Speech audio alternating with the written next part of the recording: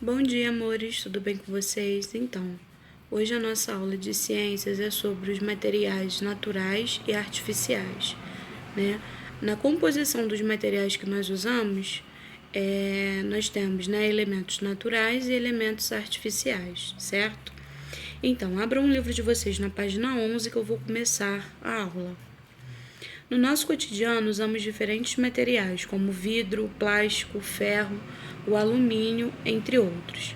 Os objetos que utilizamos são feitos de um ou mais materiais, tá? Vejamos alguns exemplos. Então, aqui no livro, nós temos 4 exemplos.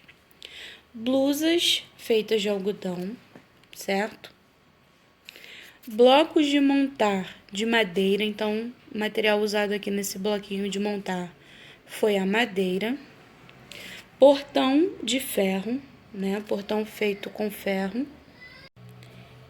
E a cadeira, né? De plástico, certo?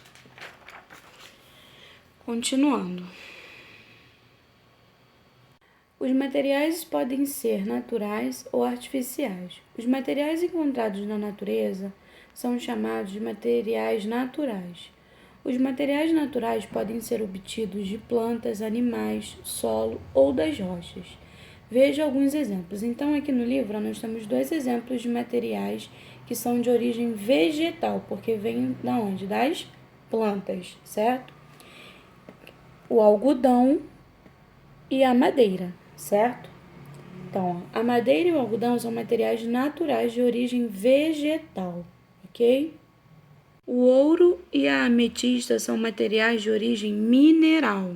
Então, aqui, ó, nós temos o ouro, né, que é muito usado para fazer joias, brincos, cordões, alianças, anéis, certo? E a ametista, tá? Que também é usado também na fabricação de joias, ok? Um material natural pode ser utilizado de 2 formas. Então, ó, o material natural pode ser usado assim, como a natureza o oferece, né? Que aqui é o carvão. Então, amores, o carvão, ele é usado, né? De forma natural, né? Da forma como ele vem da natureza, certo? Nós usamos muito para fazer churrasco. O material natural pode passar por uma transformação para poder ser utilizado, ou seja, o material natural pode ser usado como uma matéria-prima para a produção de um artefato. Então, gente, o material, né, tirado da natureza, que é chamado de material natural, também pode ser passado, né, por algum processo e ser transformado em um artefato, ok?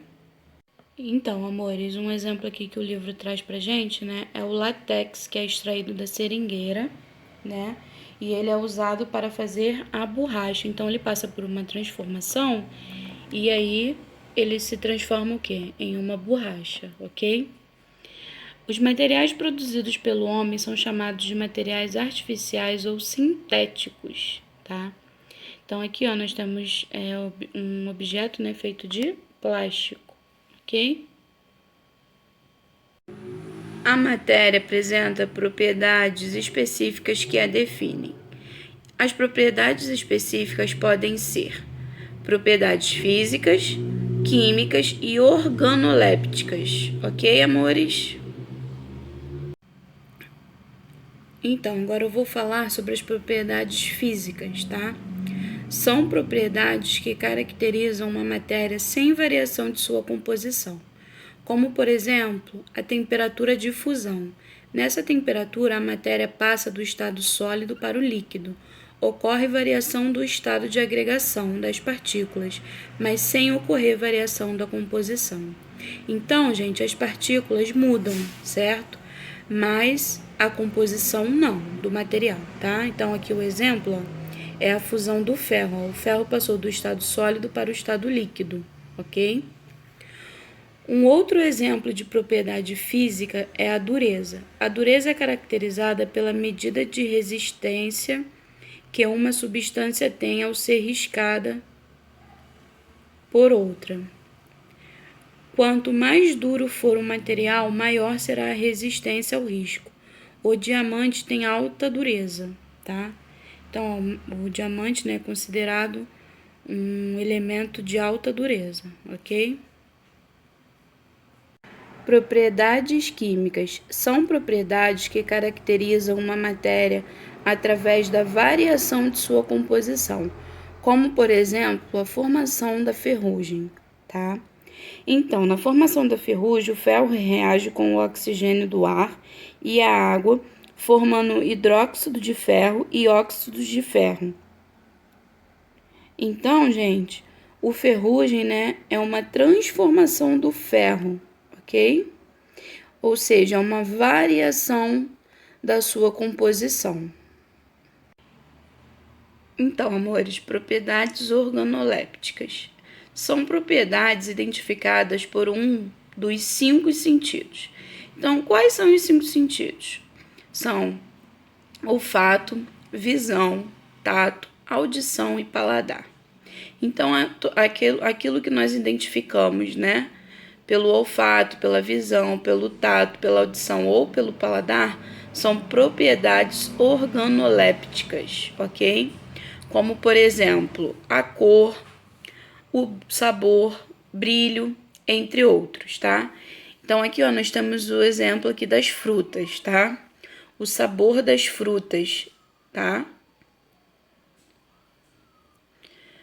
Ou seja, as frutas são identificadas, né, pelo seu sabor, ok? Materiais no cotidiano. Vou começar falando da argila. A argila foi um dos primeiros materiais usados pela humanidade para a produção de artefatos. As peças de argila são modeladas à mão e expostas às altas temperaturas para endurecer. Então, aqui o livro está mostrando, né, um vasinho sendo feito por argila, tá? Esse foi um dos primeiros materiais usados, tá, para a produção de artefatos. Metais. Os metais são encontrados nos minérios presentes nas rochas, através do processo de mineração. Os minérios são extraídos da natureza e processados para a obtenção dos metais, tá?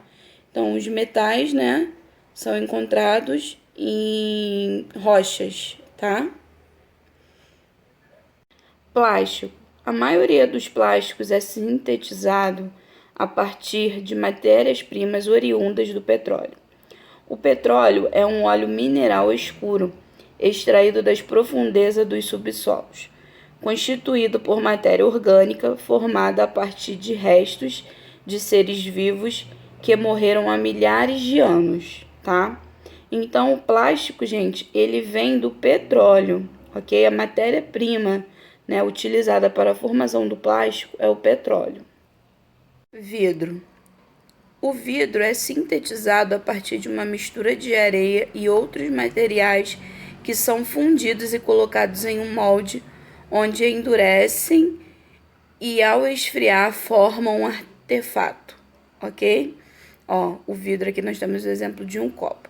Então, todos esses materiais que eu acabei de falar, né, são materiais que nós usamos no nosso dia a dia, ok? Com certeza aí na sua casa você deve ter algo feito de vidro, de plástico, de metais ou quem sabe de argila, tá bom?